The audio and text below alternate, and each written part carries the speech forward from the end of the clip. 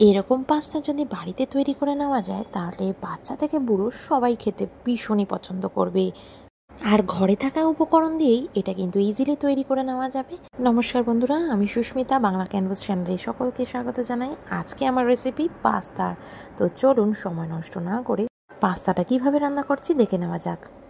Pasta রান্না করার জন্য প্রথমেই আমি এখানে নিয়ে নিয়েছি ম্যাকারনি পাস্তা, যেটাকে আমি এক্ষুনি বয়েল করে নেব। বয়েল করার জন্য এখানে কড়াইতে জল দিয়ে দিয়েছি আর ম্যাকারনি পাস্তাটা এর মধ্যে দিয়ে দিলাম। সামান্য পরিমাণে নুন দিয়ে আমি ম্যাকারনি পাস্তাটাকে সেদ্ধ করে নেব। নুন দিয়ে পাস্তাটাকে কিন্তু সঙ্গে সঙ্গে একবার মিলিয়ে নেবেন। আর যদি না করেন তাহলে কিন্তু দেখবেন পাস্তা কিন্তু প্যানের সাথেই আটকে যাচ্ছে। পাস্তাটা সেদ্ধ হতে 8-9 মিনিট টাইম লেগেছে। হালকা নাড়িয়ে চাড়িয়ে পাস্তাটা সেদ্ধ হয়ে গেলে ওটা একটা পাত্রে তুলে নিয়েছি। আর কড়াইতে তারপরে সাদা তেল দিয়ে এখানে আমি এগ স্ক্র্যাম্বল তৈরি করে নিচ্ছি। প্রথমেই পাস্তাটা সেদ্ধ করার সময় কিন্তু ফ্লেমটাকে মোটামুটি মিডিয়ামে রাখবেন, নাহলে দেখবেন একটার সাথে একটাই গায়ে লেগে যাচ্ছে আর ভেঙে যেতে পারে। এদিকে এগ স্ক্র্যাম্বলটাও কিন্তু আমার একদম তৈরি হয়ে গেল। 2 থেকে 3 মিনিট হালকা আছে আমি করে নিলাম। ভাজা হয়ে যাওয়ার পর পাত্রে তুলে নিয়েছি। আবারও আরেকটু তেল দিয়ে কড়াইতে তেল গরম হতে এর মধ্যে পেঁয়াজ আর রসুন একসাথে ভেজে নেব। এবারে পেঁয়াজ রসুনটাকে ভালো করে হালকা আমি ভেজে নেব। সাথে দিয়ে দিচ্ছি 3-4টে কাঁচা লঙ্কা। এবার অল্প করে ভেজে নিতে হবে। পেঁয়াজটাকে একটু ভালো করে ভেজে নিতে হবে 2 থেকে 3 মিনিটের জন্য। তখনই দেখবো এটা একটু ব্রাউনিশ কালার হয়ে গেছে। এবার এর মধ্যে কিন্তু আমি দিয়ে দেব এরকম সরু সরু করে কেটে নেওয়া আলু। আলুগুলো আপনারা ছোট ছোট সাইজ করে টুকরো টুকরো করে কেটে নিতে পারেন। আমি একদম সরু সরু করে আলু ভাজার মতো কেটে নিয়েছি। আলু এখানে আমি 2খানা ইউজ করেছি। এবার আলু ভাজার মতো আর আলু আর পেঁয়াজটাকে একসাথে ভেজে নিচ্ছি। এখানে আমি কিন্তু ডাইরেক্ট আলু দিয়ে দিয়েছি, আপনারা চাইলে সেদ্ধ করেও আলু এটা দিতে পারেন। সামান্য পরিমাণে নুন দিয়ে দিচ্ছি। নুন দিয়ে যদি আলুটা ভাজা যায় তাহলে আলুটা বেশ তাড়াতাড়ি নরম হয়ে যাবে। আলুটা বেশ কিছুক্ষণ ভেজে নিয়েছি। এবার আদার্স যে সবজিগুলো কেটে নিয়েছিলাম, গাজর, সেগুলো দিয়ে দিতে হবে। গাজর, ক্যাপসিকাম, গাজরটা দিয়ে দিলাম। এবার ক্যাপসিকামটাও দিয়ে দিচ্ছি।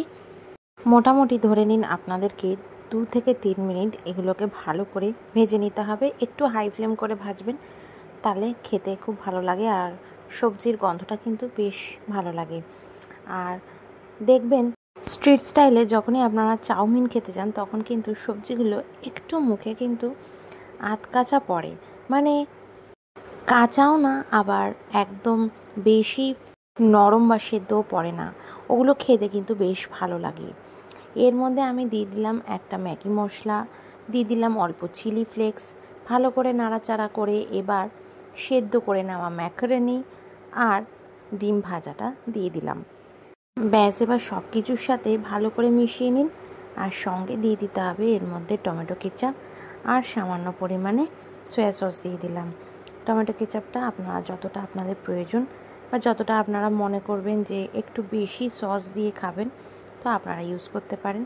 এবার সমস্তটাকে খুব ভালো করে একটু হালকা হাতে মিশিয়ে নিতে হবে, না হলে ম্যাকারনি যেগুলো আছে সেগুলো ভেঙে যেতে পারে। আরেকটা কথা, পাস্তা দেওয়ার পর কিন্তু গ্যাসের ফ্লেমটাকে একদম লোতে করে দেবেন।